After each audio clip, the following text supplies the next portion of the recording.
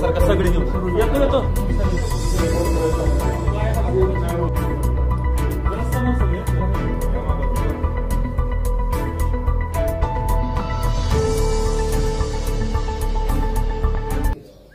क्रांतिज्योती सावित्रीबाई फुले यांची जयंती प्रतिवर्षाप्रमाणे नायगाव या ठिकाणी साजरी करण्यात येत आहे.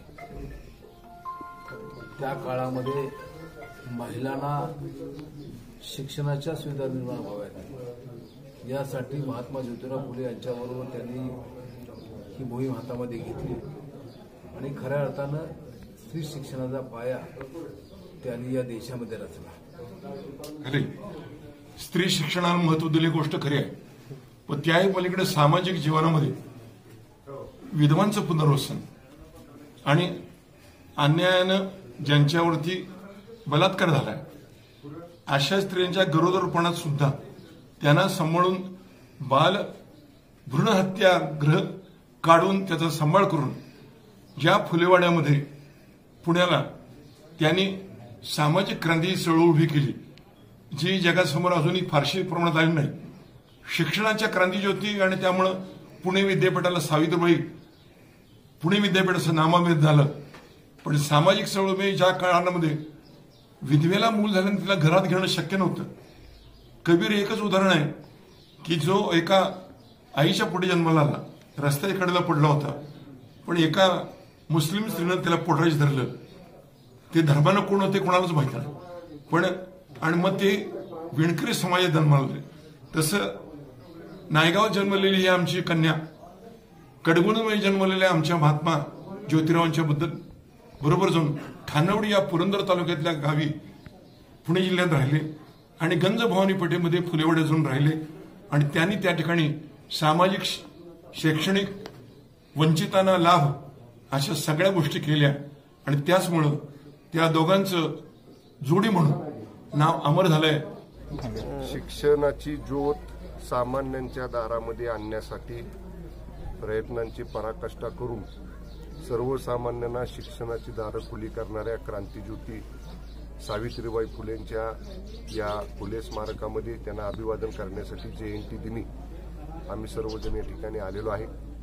आजही जे शिक्षण क्षेत्रामध्ये अनेक मुली, महिला, स्त्रिया मोठ्या मोठ्या पदांवरती पोहोचलेल्या आहेत, त्याचं मूळ हे त्या काळामध्ये जेव्हा क्रांतिज्योती सावित्रीबाई फुलेंनी सगळ्या समाजाचा विरोध पत्करून मुलींना शिक्षण मिळालं पाहिजे, त्याच्यासाठी कितीही त्रास झाला, कितीही समाजानं त्रास देण्याचा प्रयत्न केला, तरी सुद्धा तो सहन करून त्यांनी जे त्यावेळी काम केलं त्याचा परिणाम, त्याची फलश्रुती आज आपल्याला शिक्षण क्षेत्रामध्ये उच्च पदावरती स्त्रिया, महिला आलेल्या दिसतात.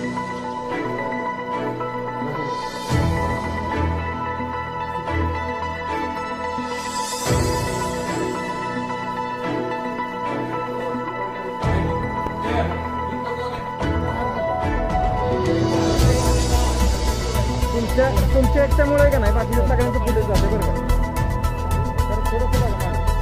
जय ज्योती, जय क्रांती, जय ज्योती, जय क्रांती, जय ज्योती, जय क्रांती. जय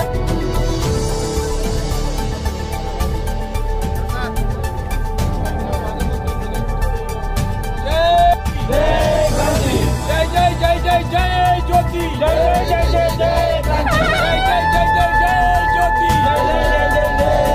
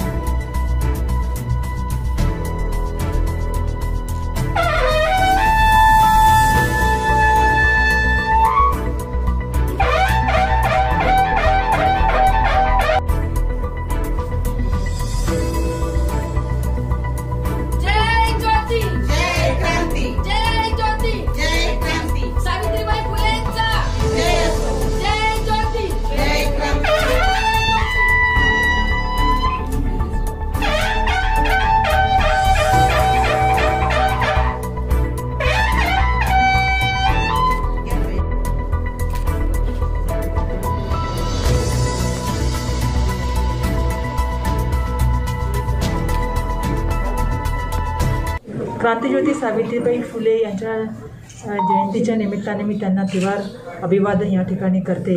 आणि स्त्री शिक्षणाच्या प्रणेत्या क्रांतिज्योती सावित्रीबाई फुले यांनी अनंत अडचणींना आव्हानांना तोड देऊन आणि असंख्य संकटांचा सामना करून महिला शिकल्या पाहिजेत, मुली शिकल्या पाहिजेत यासाठी शिक्षणाचा वसा त्यांनी सातत्याने घेतला आणि त्यामुळे आज आमच्यासारख्या असंख्य महिला मुली आज शिक्षणात आलेल्या आहेत। शिक्षणाच्या प्रवाहामधून मुली आज देशाचं नेतृत्व करत आहेत, जगपातळीवर आपला नावलौकिक गाजवत आहेत आणि त्यामुळे आज त्यांच्या जयंतीच्या निमित्ताने आम्ही महाविकास आघाडीच्या माध्यमातून या वर्षापासून आपण सुरू केलेलं आहे की महिला शिक्षण दिन म्हणून आपण क्रांतिज्योती सावित्रीबाई फुले यांच्या जयंतीच्या निमित्ताने आपण हा उपक्रम सुरू केलेला आहे आणि याच्या माध्यमातून आपण विविध कार्यक्रम या ठिकाणी दिलेले आहेत आणि त्याच्या माध्यमातून शालेय विद्यार्थ्यांसाठी विविध कार्यक्रम जसं निबंध स्पर्धा, वक्तृत्व स्पर्धा या व्यतिरिक्त विविध स्पर्धांचं आयोजन करण्यात आलेलं आहे आणि त्याचबरोबर सर्व ऑफिसमध्ये सुद्धा आम्ही हेच सांगितलेलं आहे की महिला समानता, महिलांचा सन्मान करणं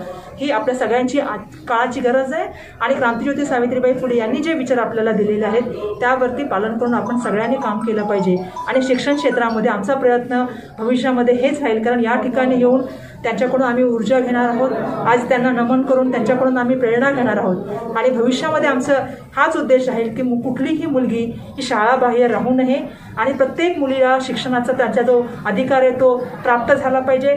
सर्व विद्यार्थ्यांना गुणवत्ताधारी आणि समान शिक्षण मिळालं पाहिजे आणि शिक्षणाच्या माध्यमातून जी क्रांती त्यांनी सुरू केलेली आहे ती भविष्यातही अशीच तेवत ठेवण्याचा आमचा या ठिकाणी प्रयत्न राहील हे मी आपल्या सर्वांना नम्रतेने सांगू इच्छिते।